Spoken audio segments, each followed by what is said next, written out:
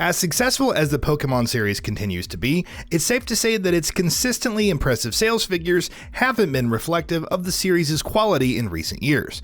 Over the last decade, it feels like each new generation of mainline Pokémon games has been progressively more bland, more stale, more monotonous, and the general feeling that the series is desperately lacking in ambition and exciting new ideas has been hard to shake off. Recently, with the reveal of Pokémon Legends Arceus, a lot of those notions have been thoroughly challenged. An open-world action RPG unlike anything else the series has done in the past, Pokémon Legends looks ambitious and exciting in all the ways that a new Pokémon game ideally should, if not more, and if done right, could represent a future for the series worth looking forward to. As excited as we are about the fact that Pokémon finally seems to be growing up though, we still have some trepidations, and here we're going to talk about a few of those as we list off a few things that we're hoping Pokémon Legends Arceus will avoid. Before we go ahead, a quick request. We upload new videos every single day, and your subscription matters a lot, so please consider subscribing and enable all notifications by clicking the bell icon. With that out of the way, let's begin. Lack of difficulty. Remember when Pokemon games were challenging? It wasn't that long ago. Pokemon has never been gruelingly tough, but for the longest time it was, at the very least, a series that would push back against the player every now and then. Starting with Pokemon X and Y though, the series has become increasingly easier, to the point where you can almost finish each new game on autopilot with little to no engagement with the actual underlying mechanics. To be fair, there have been some exceptions here and there. Pokemon Ultra Sun and Ultra Moon, for instance, had some truly challenging battles, but by and large the series has lost most of its bite in recent years. With Pokémon Legends Arceus, it really does feel like Game Freak are targeting the series' core audience. The game's open world nature and the way it is looking to reinvent the core formula suggests that the developer wants to address the criticisms that have been levied against the series of late, which is why we're hoping that a general lack of challenge will also be addressed.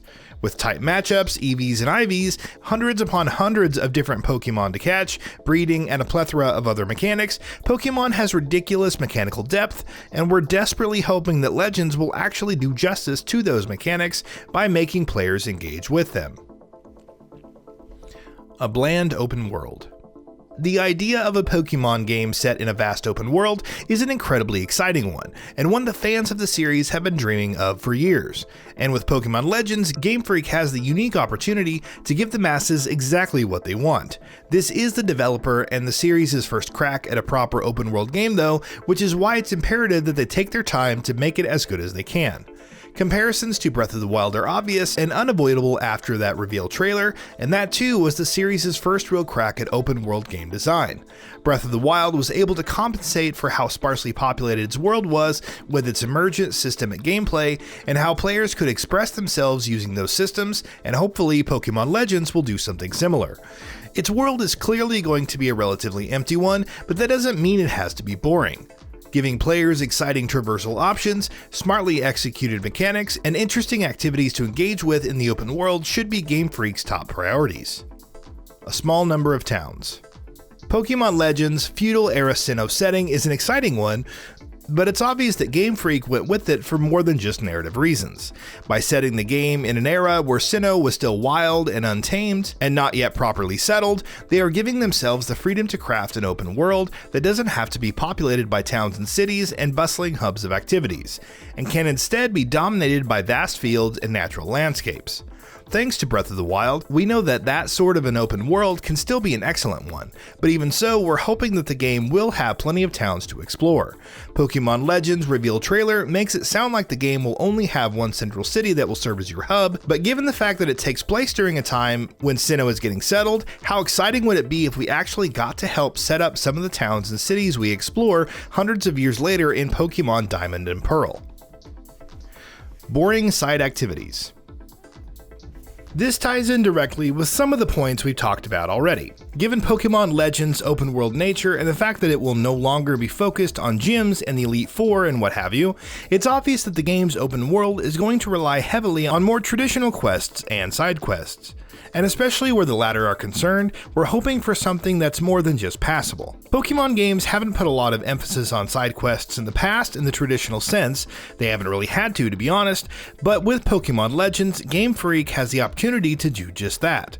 Things like optional dungeons and secret bosses and more have been featured heavily in the series in the past, and seeing them implemented in a much larger and more ambitious open world setting could potentially make them that much more exciting.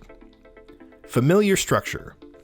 One of Pokemon Legends Arceus' most interesting aspects is its central premise. Players set out into the harsh wilds of Sinnoh before it had been settled and civilized as they attempt to create the region's first ever Pokédex. That means there are no gyms, no Pokemon League, just you trying to catch a bunch of Pokemon as you fill up the Pokédex pages. That, after all, is what Pokemon has always really been about, and though the game will likely have other stuff going on as well, that very much seems to be the focus. And we couldn't be more excited about that. More than anything else, we're hoping that the structure of the game is going to be unlike anything else we've seen in the past. Game Freak suggested that that would be the case in Pokemon Sun and Moon, but that turned out to be an aesthetic change at best, with the island challenges just being gyms in a different skin. Hopefully, Pokemon Legends' structural change will be much more fundamental and much more radical.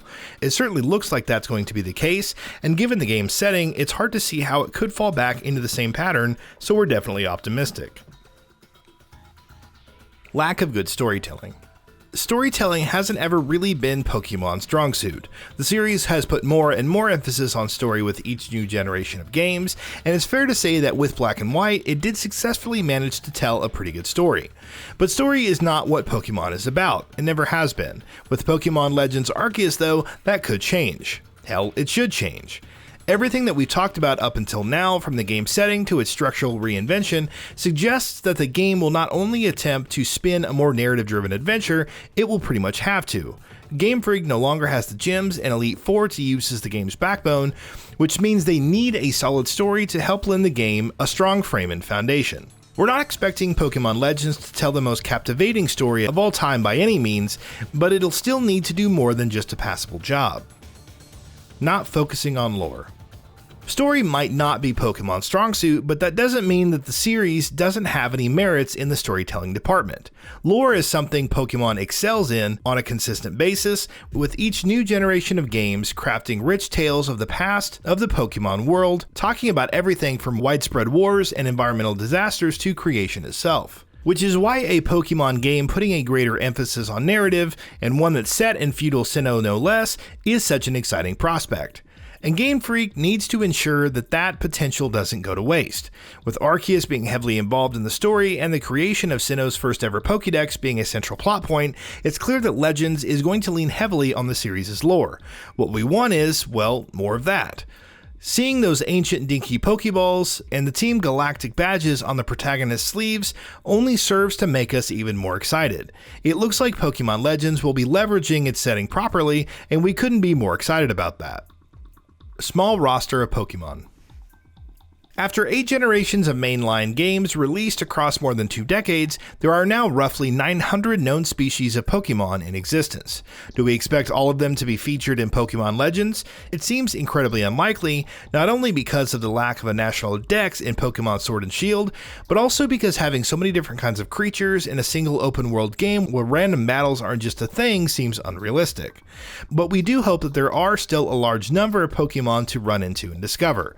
Given the game's Sinnoh setting, we're hoping to see most, if not all, of the Gen 4 Pokemon, and it seems likely that there will be plenty of legendary and mythical Pokemon in the game as well, if not for story reasons, then at least as optional and hidden bosses. Either way, Game Freak needs to ensure that it's hitting the marks in terms of both quantity and variety. Having just, say, 100 or less Pokemon in the entire game would be a massive disappointment. Technical issues. This one goes without saying, right? Well, of course it does. But it's worth remembering that this is Pokemon we're talking about. The series has never been on the cutting edge of technology, and Pokemon Sword and Shield in particular left a lot to be desired in this area. Even Pokemon Legends' own trailer was rife with these issues, from frame rate problems to rough textures to pop in, and more. The game is still at least a year away from launch though, so hopefully Game Freak will sort out the bulk of these issues before then. A rushed game. For years now, the mainline Pokémon series has had to abide by a very strict schedule of new releases. People often tend to forget, but the games were only a cog in the machine as far as the Pokémon company is concerned. Things such as merchandise, trading cards, the anime, and movies are massive revenue generators for the Pokémon company, which is why releasing a new generation of Pokémon games set in a new region with a new set of monsters every few years is crucial for Game Freak. That timeline is very inflexible. By itself, it wouldn't be as much of an issue, but Game Freak also works on remakes and third versions, or expansions in Sword and Shield's case. Add that to the fact that Game Freak isn't a particularly large studio in terms of workforce, though they have been recently expanding, and that strict timeline becomes even more problematic.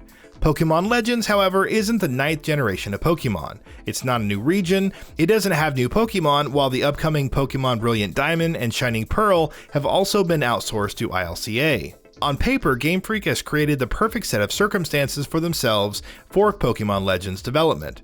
Early 2022, however, seems a bit too early for the game.